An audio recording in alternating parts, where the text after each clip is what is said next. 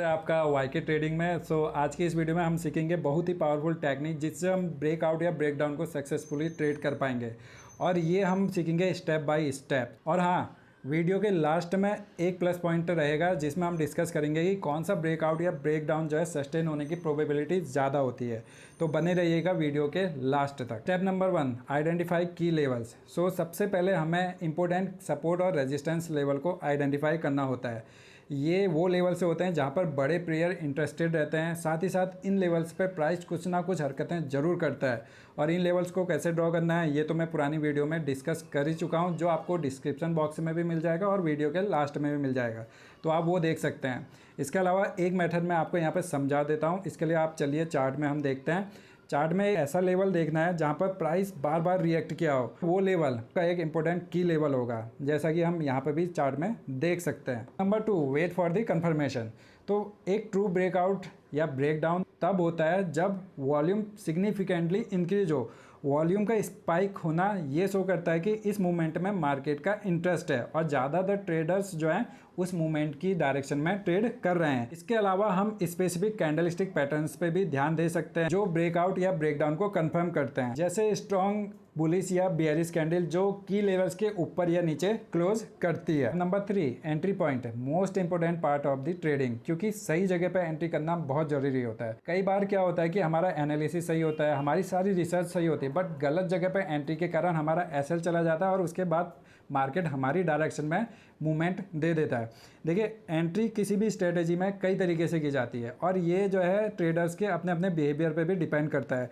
कई लोगों को जल्दी और रिस्की ट्रेड लेने की आदत होती है, तो वहीं कई ट्रेडर्स को रिटेस्ट के लिए वेट करने की आदत होती है, और दोनों के अपने अपने फ़ायदे और नुकसान है। किसी को हम सही और किसी को हम गलत यहाँ पर नहीं कह सकते हैं।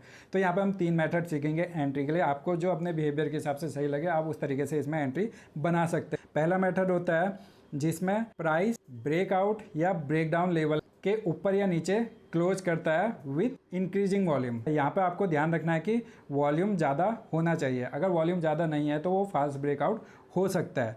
तो जब भी प्राइस की लेवल्स के ऊपर या नीचे क्लोज कर रहा है विथ इंक्रीजिंग वॉल्यूम, तो वहाँ पर आप अपनी एंट्री बना सकते हैं। दूसरा मेथड रीटेस्ट वाला, प्राइस ने की लेवल्स को ब्रेक किया, उसके बाद मार्केट में वापस उस लेवल्स को टेस्ट किया, और उसके बाद जब वो बाउंस बैक हो रहा है तब आप वहाँ पर एंट्री कर सकते हैं। तीसरा मेथड, इसमें ये जो है सबसे सेफर साइड में मेथड है, जब प्राइस जो है किसी की लेवल्स को ब्रेक करने के बाद एक अच्छा अप मूव या डाउन मूव दे देता है, तो प्राइस एक्शन के बेसिस पे, जैसे हायर हाइज हायर लोज दे रहा है, उस बेसिस पे आप एंट्री कर सकते हैं। जहाँ कहीं पे भी हाई क्रॉस किया तो वहाँ पे एंट्री कर सकते हैं, या फिर ईएमए के बेस पे आप एंट्री कर सकते हैं। अगर एक अच्छा और स्ट्रॉन्ग ट्रेंड है तो 20 ईएमए एक अच्छा सपोर्ट की तरह काम कर सकता है, तो आप 20 ईएमए को भी इस समय यूज कर सकते हैं। Step number 4, stop loss and profit target. देखिए, आपने कितनी अच्छी रिसर्च करी है, आपने कितने सही जगह पे एंट्री करी है, बट आप हमेशा 100% सही नहीं हो सकते मार्केट में।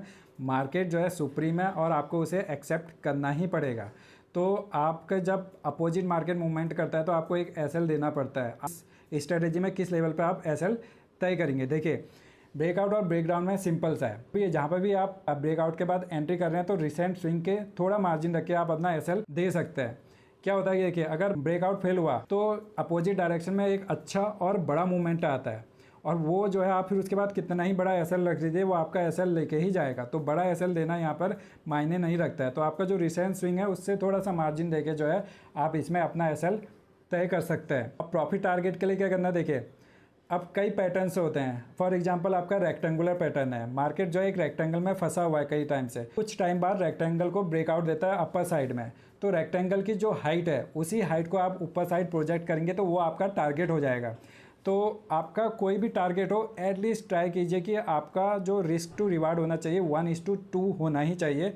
यही आपको लॉन्ग टर्म में बचा के रखेगा, प्रॉफिटेबल बना के रखेगा। 1:2 से कम रिस्क रिवार्ड लेके कभी भी ट्रेड में एंट्री मत कीजिए। चाहे कितनी अच्छी एंट्री बन रही हो, आप उसे अगर एसएल और टारगेट में 1:2 का फ़र्क नहीं है, यानी अगर आप 10 रुपये का रिस्क ले रहे हैं, आपको 20 रुपये का टारगेट नहीं मिल पा रहा है, तो आप उस ट्रेड में मत बनिए, उस ट्रेड से आप दूर रहिए। ठीक है। अब लास्ट में आ जाते हैं प्लस पॉइंट की और सक्सेसफुली ब्रेकआउट और ब्रेकडाउन को ट्रेड करने के लिए। ठीक है, तो पहला पॉइंट आ जाता है कि अवॉइड फॉल्स ब्रेकआउट। अब फॉल्स ब्रेकआउट को कैसे अवॉइड करें। पहली बात, जो की लेवल से हैं, जब तक का मार्केट उसके ऊपर या नीचे क्लोज नहीं दे देता है, आपको एंट्री नहीं बनानी है। तो मार्केट में पेशेंस बहुत बड़ी बात है, तो इसके लिए ये भी बहुत लोग नहीं रख पाते हैं। इसलिए जो है आपको वेट करना ही है किसी भी हद पे, जब तक मार्केट की लेवल्स को ब्रेक नहीं कर देता है। तो इस तरीके से आप एक तरीके से फॉल्स ब्रेकआउट को अवॉइड करेंगे। दूसरा, वॉल्यूम चेक जरूर कीजिए कि जब ब्रेकआउट आ रहा है तो वॉल्यूम, इंक्रीजिंग वॉल्यूम के साथ वो ब्रेकआउट आना चाहिए। देखिए पॉइंट नंबर 2 और वीडियो का सबसे इंपॉर्टेंट पॉइंट, कौन से ब्रेकआउट हो रहे हैं या ब्रेकडाउन हो रहे हैं, कौन से ब्रेकआउट और ब्रेकडाउन ऐसे जिनके सस्टेन होने की प्रोबेबिलिटी ज़्यादा होती है। प्रोबेबिलिटी इसलिए कह रहा हूँ क्योंकि मार्केट में 100% कुछ भी नहीं है, तो हमें हायर प्रोबेबिलिटी की ओर जाना होता है। देखिए कोई की लेवल है जो मल्टीपल बार जो है टेस्ट हो चुका है, बार बार वो लेवल टेस्ट हो चुका है, उस लेवल को जो भी बायर या सेलर जो है उस लेवल को डिफाइन कर रहे होंगे, उनका जो पेशेंस है वो कम होता जाता है। ठीक है, जब बार बार वो लेवल टेस्ट हो रहा है तो फाइनली जब वो लेवल ब्रेकआउट करता है तो वो डिफेंड करने की जगह अपनी पोजीशन को क्लोज कर देते हैं और फर्दर जो है उस डायरेक्शन में मूवमेंट आ जाता है। तो कोई अगर लेवल, कोई की लेवल मल्टीपल टाइम से टेस्ट हो चुका है, उसके बाद ब्रेकआउट हो रहा है, वहाँ पर आपकी हाई प्रोबेबिलिटी बन जाती है कि वो आपका ब्रेकआउट सस्टेन कर जाएगा और आपको एक अच्छा मूवमेंट उस डायरेक्शन में मिल जाएगा। सो ये थे हमारे 4 स्टेप सक्सेसफुली ट्रेड करने के ब्रेकआउट और ब्रेकडाउन को। इन स्टेप्स में आपका कौन सा स्टेप सबसे फेवरेट रहा और कौन सा स्टेप आपको लगता है कि ऐड होना चाहिए था वीडियो में, कमेंट करके ज़रूर बताइएगा। और अगर आपको वीडियो पसंद आई है, आपको कंटेंट पसंद आया है, तो ऐसे ही कंटेंट के लिए वीडियो को ज़रूर लाइक करें, चैनल को ज़रूर सब्सक्राइब करें। मिलते हैं नेक्स्ट वीडियो में, तब तक का keep trading, keep learning. Thank you so much.